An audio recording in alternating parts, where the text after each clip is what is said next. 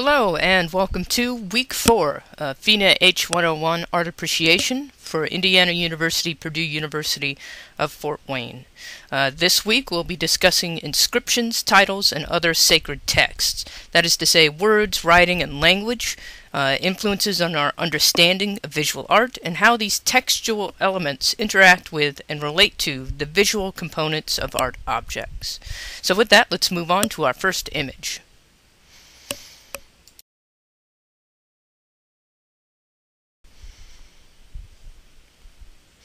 Alright, before we continue, what I'd like you to do is pause this video for a moment to read the translation of the inscription in ancient Elamite that you see on the left-hand side of this slide. It's an inscription that's on the statue that you see on the right, but please just pause for a moment and make sure you have read this, and then we'll continue. Alright, so hopefully you have paused the video and you've read that. So that's an inscription that we find on this statue that you see here. An inscription is simply the wording on a work of art. That's all we mean by that term. This life-size bronze and copper statue depicts Queen Naparasu, who lived around 1300 BCE in the city of Elam, located in what is modern-day Iran. Despite the inscription's warning, the sculpture has been damaged. Not because anyone deliberately smashed it, but just because it's more than 3,000 years old. Really, it's remarkable that a sculpture of this size, made of 3,760 pounds of precious metal, has survived as well as it had for all these years. Equally remarkable is that because of the inscription on the front of the piece, we can still tell who it's meant to represent and why it was made. One important thing the inscription tells us is who the sculpture's patron is. Now, a patron is somebody who supports, usually financially, the creation of art. I want you to consider why you think this piece of information might be important to know, both for this specific sculpture and when we talk about art in general. So think about that for a moment. Why is it important that we know who is financially supporting the arts? The last broken sentence of the inscription, "This is Naparasu's offering," is particularly important. In exchange for the god's protections of her likeness, Naparasu, with these words, makes the sculpture a gift or a votive offering back to the gods. A votive is an object that's placed in a sacred place for religious purposes. Do you think that having these inscriptions makes the object more powerful in a sacred context? And do you think that the inscriptions adds or takes away from the visual appearance of the sculpture? Why do you think the writing is on the skirt as opposed to elsewhere on the statue or a separate plaque? So take a moment to think about these things for a moment.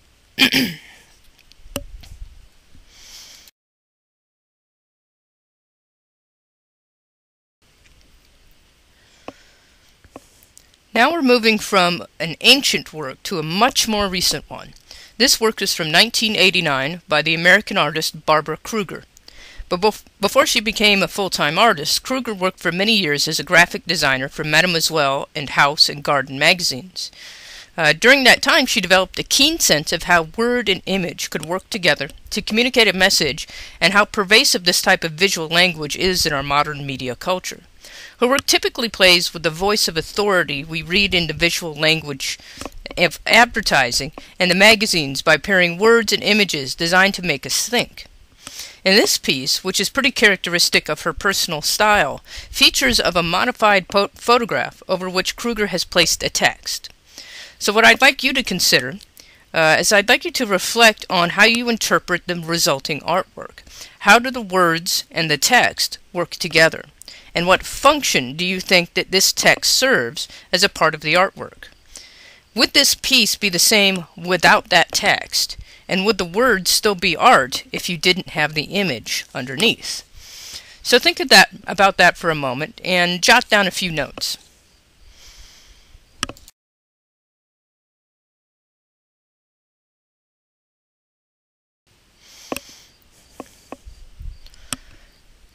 Now we're going to address a different kind of textual information. This passage that you see on the left here is from the Bible. It's from the book of John. And again, I'd like you to pause the video and take a moment to read this and understand what the story is that's being told here. And then we'll get into a little bit more depth on that in the next slide.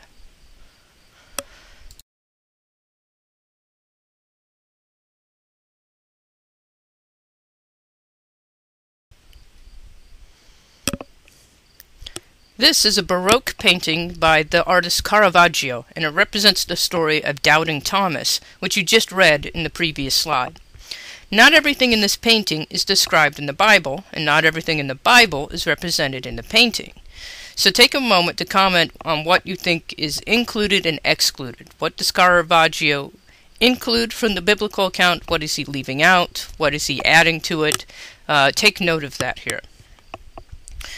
What is from the imagination of the artist, and what is from the Bible? And most important, describe in your own words, now that you've read the story, can we recognize this image as the doubting of Thomas?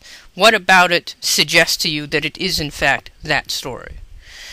Also, if you didn't know the story and you just saw this painting, if I hadn't given you that passage from the Bible, would you have any clue what was going on here? Would there be anything, if you didn't have the title, if you didn't have the Bible passage, could you figure this out? Would this make any sense at all?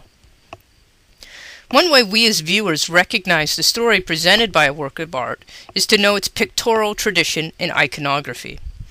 Pictorial tradition is the tradition or conventional formula for displaying objects and characters associated with a narrative within a picture plane. We talked a little about tradition last week when we looked at the work of Titian and Peter Paul Rubens. And again, when we talked about tradition in terms of art, we referred to something, either subject matter or a style of representation, that is repeated in different forms over time, in much the same way that a traditional story might be told again and again by different storytellers. This image by Caravaggio, although it may look odd to you or me, actually fits in a long tradition of how artists visually represent this particular Bible story. The word iconography literally means the writing of images. In the case of this painting by Caravaggio, the image is used instead of words to write or tell the story of the doubting of Thomas. Sometimes certain iconography or certain types of imagery become associated with the pictorial tradition, so it's easier, just from experience, to recognize what they mean. Not knowing the iconography or pictorial tradition of the story, what elements of this painting might you guess would be recognizable aspects of its iconography or pictorial tradition? Take a moment to jot down some ideas on that.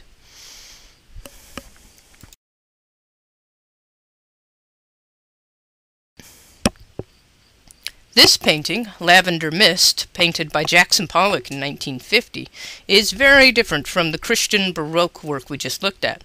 It's an example of abstract expressionism, the first major American avant-garde movement, which began during the World War II era in the 1940s and lasted for around 2 decades following. It's distinctive for its largely abstract, meaning non-representational subject matter, intended for emotional connection it was meant to evoke between the artist and the viewer. Where's the emotional connection, you might ask?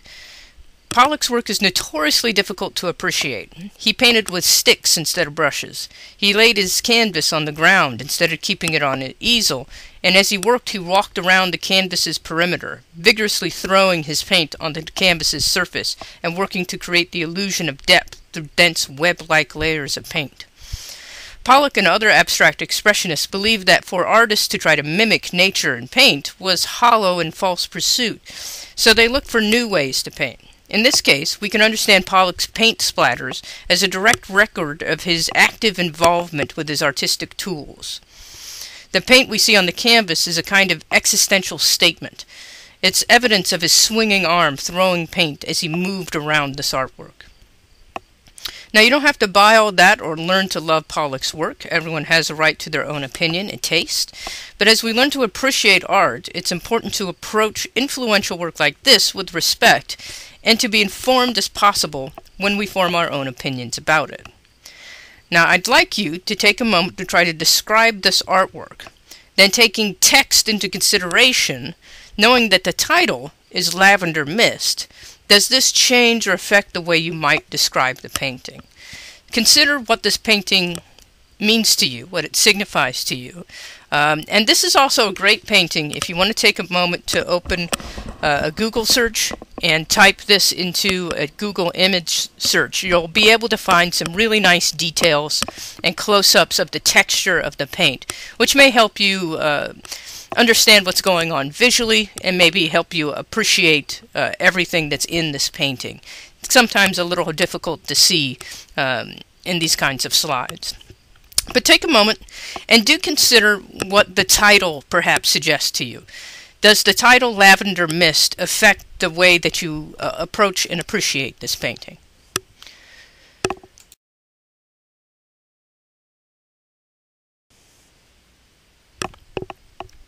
Here we have another non-representational work by a 20th century American artist, this time by the minimalist sculptor Donald Judd. This piece is around 12 to 15 feet tall and made up of 12 identical metal units that are attached to a wall. One of Judd's artistic goals was to create artwork that existed on its own terms and reflected the visual qualities that could be universally appreciated. Because of this, he purposefully left much of his work untitled or text-free. I want you to consider what implications do you think this choice might have for someone looking at his artwork. Might Judd's purpose have been in giving his audience so little information to use when interpret his work? And finally, how do you personally respond to it? Do you like it? Why or why not? And what meaning, if any, do you see in it? This is something we see quite frequently in much modern art, or the use of no titles or untitled pieces.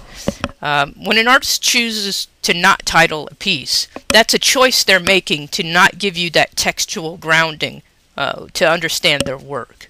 So try to consider that. What is Judd trying to do? What is he trying to provoke in you when he purposefully leaves that information out? And just how do you respond to it? What are you drawn to or not drawn to? Do you want a title? If you could put a title on this, what would it be? So think about that and try to consider what meaning we can get out of something so minimal with no textual support.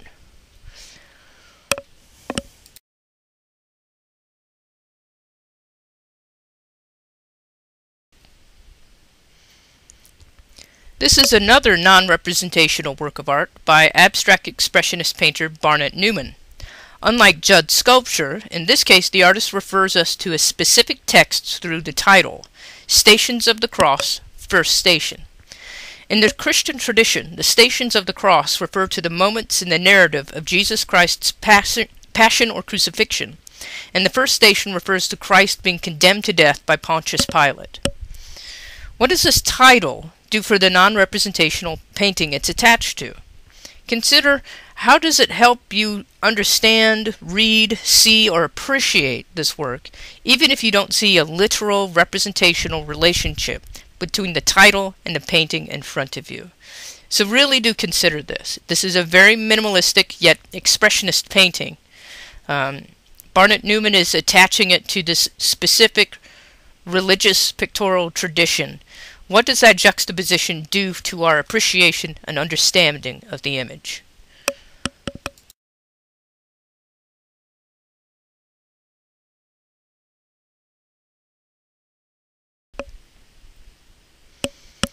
So far this week we've mostly looked at works from Western culture, mostly from Europe and the United States. But this object, a glazed plate, comes from the Islamic tradition and dates to the late 1400s, early 1500s, about the same time that Christopher Columbus first landed in the Americas. Around the center of the plate is a band of what looks like a kind of writing known as Kuvak script, which is the oldest known type of Arabic calligraphy developed around the 8th century, long before this plate we see on the slide was made. And actually, what we see on this particular plate isn't writing at all, but rather lines, designs, and meaningless scribbles that imitate Kuvak script, a type of decoration known as Pseudo Kuvak. It was probably created in Turkey or the Middle East for export to Europe, where the wealthy European collectors would not have known that the writing was fake. The inscription doesn't actually say anything. Why do you think that artists would have bothered to imitate writing and not just use more floral and geometric patterns like the ones on the rest of the plate? So take a moment to consider this.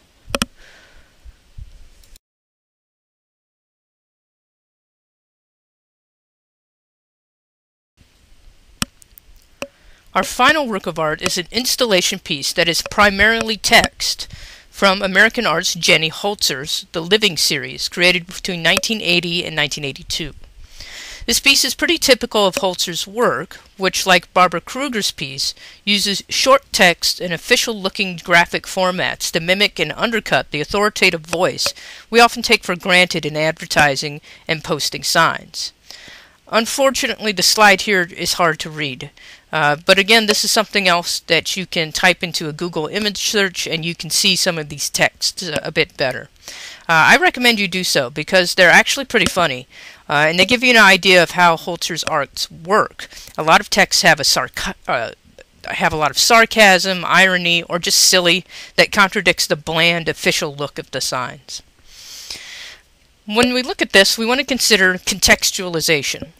Contextualization means to place an artwork within a historical context, the time and place a work was created and intended to be viewed. This is helpful in understanding most works of art, and interesting when we consider the overall progression of how art is defined. In the 1980s, when it was created, and even today, Holzer's work was considered to be cutting-edge, avant-garde. But in the 16th century, during the Renaissance, people would not have understood this even to be a work of art. But what do you, as contemporary 21st century viewers, think of Holzer's piece? How do you react to art that is primarily textual? Holzer has deliberately not included any images in her piece. It's entirely words. So how is this visual art? Can you see any purely visual choices that the artist has made in order to draw her audience's gaze around the piece? And finally, what do you think that 20th century artists like Holzer and Kruger might have been drawn to create artwork based primarily upon text? What about the 20th century experience could have influenced this decision? So, please take a moment to gather your thoughts on this, jot down a few notes, and consider these very radically different images that we've been looking at, and the relationship of text and context to how we appreciate a work of art. That's it for this week. If you have any questions or concerns, please feel free to email me and let me know so I can try to help you out with that. So until next week, I'll talk at you later.